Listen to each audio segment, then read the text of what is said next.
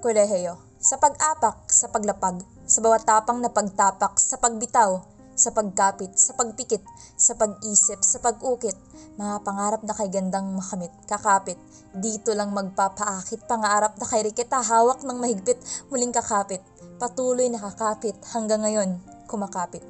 Sa unang apak, pagtatanong na makakaya ko ba? Sigurado na ba? Maraming pangambang halata sa mukha. Mga pagdududa, muntikang umatras pa sa kaba, ngunit ang pumikit ay may pumasok sa alaala. Paano na ang mga pangarap na nais matamasa kung sa unang tapak pa lang ay nagpakain na sa mga pagdududa? Pangalawang pag-apak, koleyos na siyang sa akin nagpamulat. Iba sa nakasanayan sapagkat hindi pa laging sapat upang makuha ang siyang nararapat. Idagdag pa ang takot sa daming nakaatang sa balikat. Litong-lito kung magiging tapat. Ang nais ay sa taas makaakyat. Susulat na lang ba ako ng isang alamat? Pangatlong apak, nang biglang madapa. Nagkamali sa pagkalkula, mali ata ang nagamit na formula. Hindi nakuha ang tama, akala ko ba sigurado na?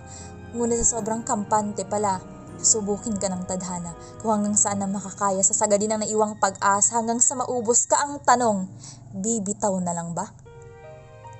Pang-apat na apak, saksi ang apat na sulok ng silid na ito. Sa pangarap ay nagpaheli dito.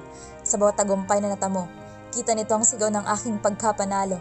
Ngunit saksi din ito sa mga luhang nasayang ko dito, sa mga hikbing narinig dito, sa pagkabigong naranasan ng aking puso, ang pagkawala ng kulay sa aking paghimlay, ngunit ang makita ang pangarap na inukit sa dingding, na isulat sa kisame, na iguhit sa kahit anong parte, ako'y nabigyan ng pag-asang muli.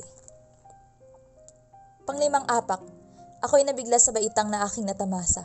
Hindi naman pala nakakalula, normal lang ang mabahala ang mangamba, ngunit wag lang magpapadala sa pagkatalo ka kung susunod ka sa agos ng pagluha. Maraming pagsubok na ang napagtagumpayan, maraming naisulat na mga kabiguan, naiukit na mga mali sa nakaraan, magiging gabay upang maabot ang magandang kinabukasan. Nahirapan man sa pag-apak, sa pagkapit, sa pagpili, sa pagbitiw, ang paghinto. Maaring mapatigil sa paghakbang, mapahinto man sa bawat baitang, umabot man ng 10 sa pag-apak, ang mahalaga, umuusad ka, nakapagpatuloy ka, dahan-dahan hanggang sa maabot ang huling kabanata, hanggang sang tagumpay ay matatamasa.